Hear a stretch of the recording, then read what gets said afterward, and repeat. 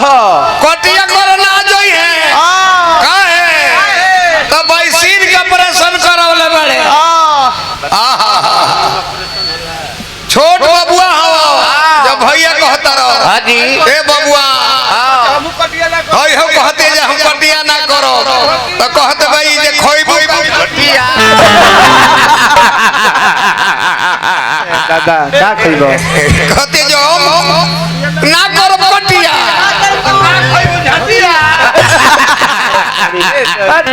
पागल हो अपन काट कुट के घर में धर देखो हमार बैसीर के तू कह दे बताई छोट भाई हो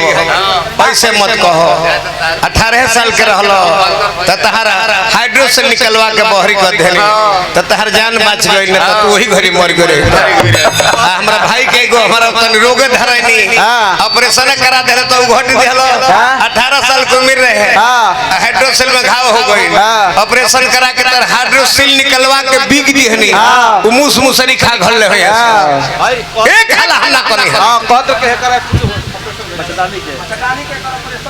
बसंत बाजार से लाल बाबा हां 100 रुपया पुरस्कार देनी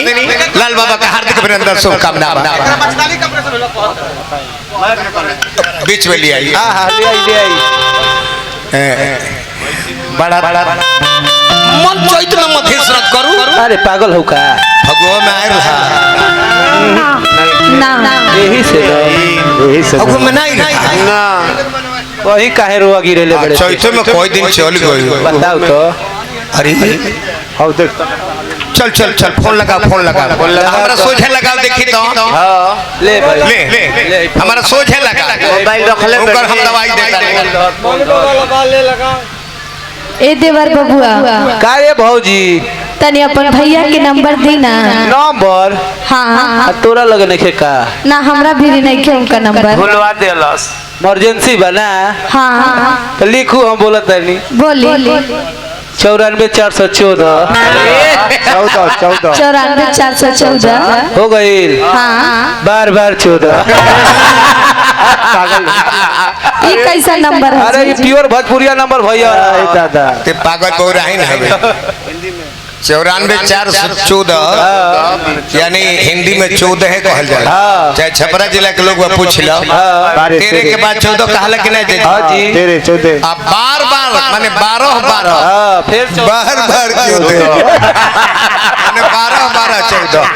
पागल लगाओ मिलाओ भौजी मिलाओ टुश टुश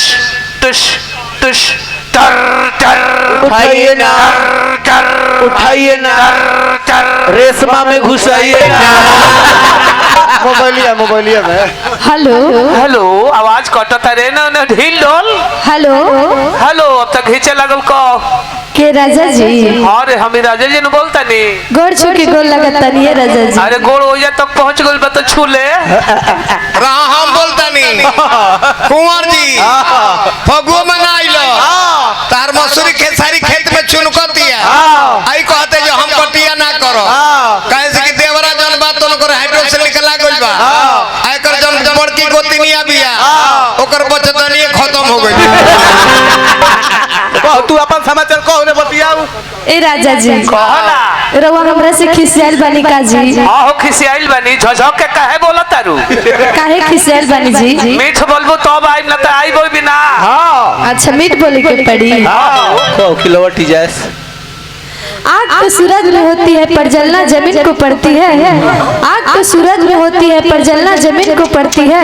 प्यार तो निगाहों करती है लेकिन तड़पना दिल को पड़ती है आधा दूरी आइल बने एगो कहो कि पूरा चली आई दिल लगाकर दिल दुखाया नहीं करते हंसते हुए चेहरे को रुलाया नहीं करते कि दिल लगाकर दिल दुखाया नहीं करते हंसते हुए चेहरे को रुलाया नहीं करते अरे पगले जब दर्द दूर नहीं कर सकते तो दर्द देते ही क्यों हो अपने चाहने वाले को इस कदर सताया फोन काट अब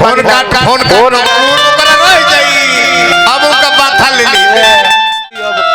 ताकतारी बैठ के ये लय आ गई बबलू बाबा के सजन से मकेर के माध्यम से 100 रुपया पुरस्कार आई हार्दिक अभिनंदन शुभकामनाएं आराम से बैठी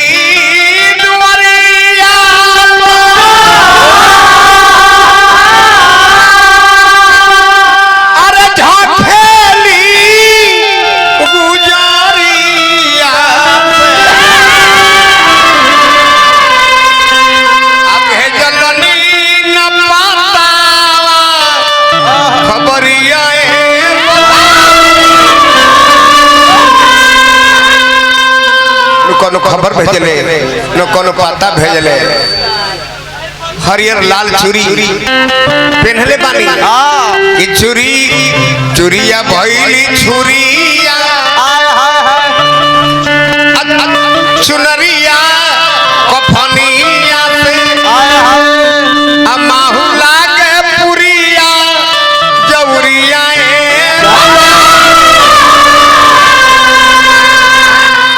दाली में के पूरी कितना सुंदर व्यंजन है जाऊर और दाली में के पूरी उनका भावत नहीं थे कहे से की का जानी मोरम गरम हवा देला पेनिया से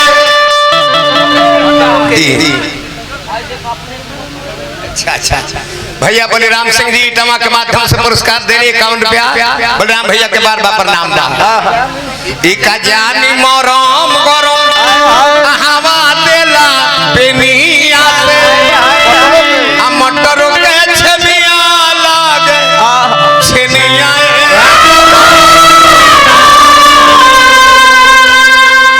मटर के छेमी छेनी चुप चुप करत कि घनी बसवरिया में अब बोले ले कोई लरिया कैसे बोला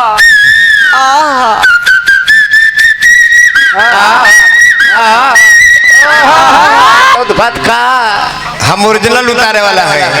हम डांड मले वाला ना डाणो मली ले तो कुंवर कट कहले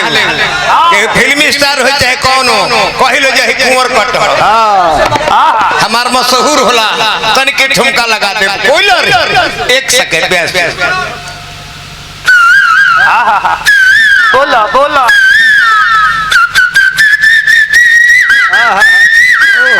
घनी बसवरिया में अरे बोले ले कोई लरिया गीतियों लगे ने जैसे गरिया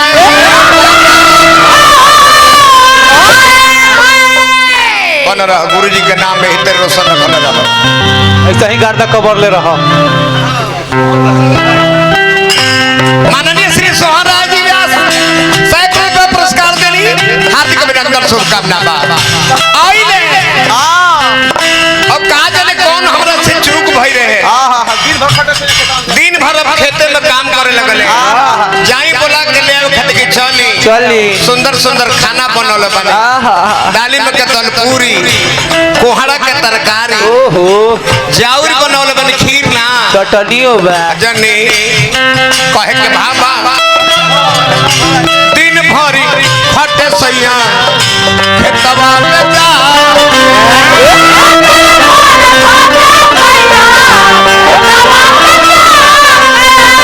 पलाते ले आइली पड़े गवना करा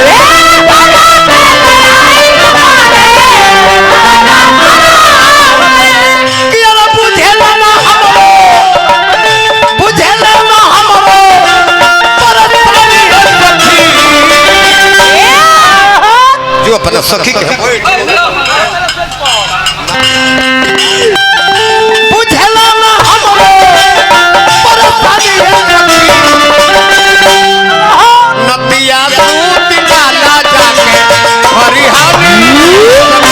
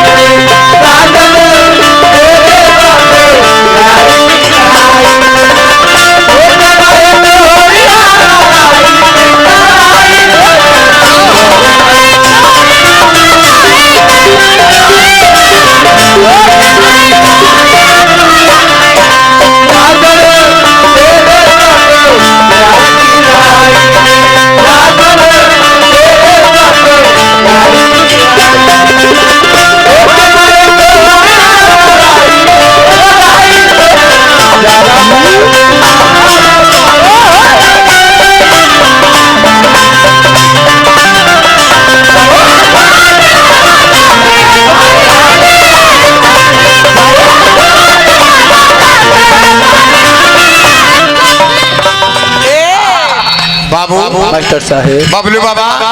पीरा हरल पीरा 1000 रुपया पुरस्कार देनी बाबा के बार बाप लगी दर्पण मसाला उद्योग पीठाघाट रामपुर स्कूल के पास प्रोपराइटर श्री पुरुषोत्तम ठाकुर जी। हाँ जी। मोबाइल नंबर हतना हतना हतना हतना हतना नोट कर ले बनी नोट कर ले बनी लोई गावा के बुझा लोई गावा के नीक लागल लोई में दर्द पैदा हो दिल में गोल लोई करेजा छुए के चाहे ओह निकल जाए आह निकल जाए वो हल्लो हाय देखी लागो तकियो लेली हमर जान हो एको दिन ठीक से ना पहिला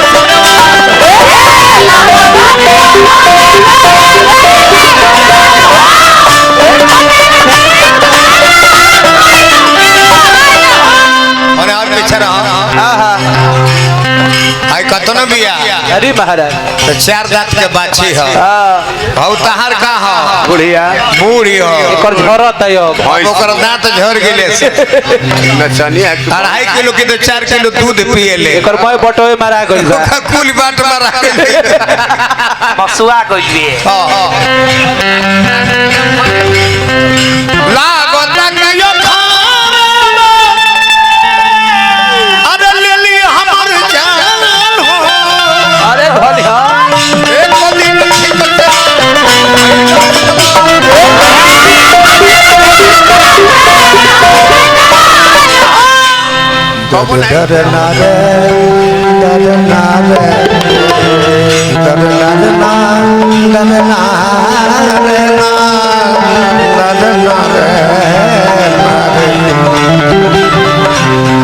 परदेसी बलमुआ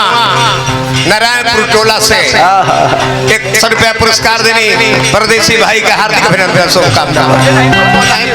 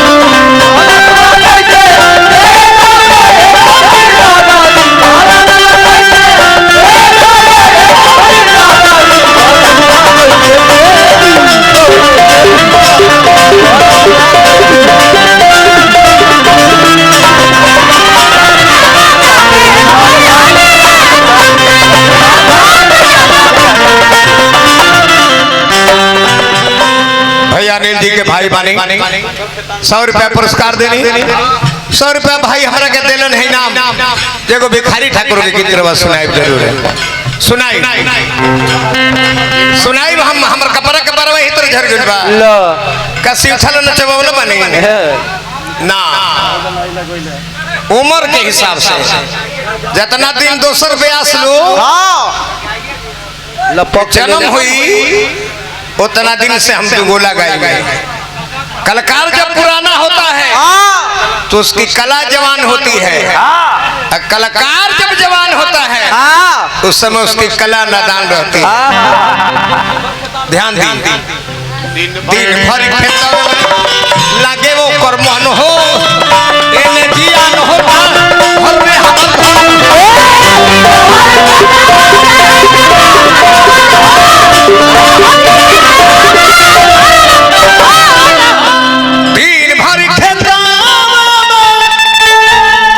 दीपक राय जी पंचायत समिति सदस्य फिर हमरा का पुरस्कार देनी 100,000 रुपया पर दे देनी बार बाप नमस्कार बा हाँ नारायण जी और प्रतिष्ठा जरूर बनौले रहो दिन भर खेता अरे लगा कर मान हो देने जीवन होता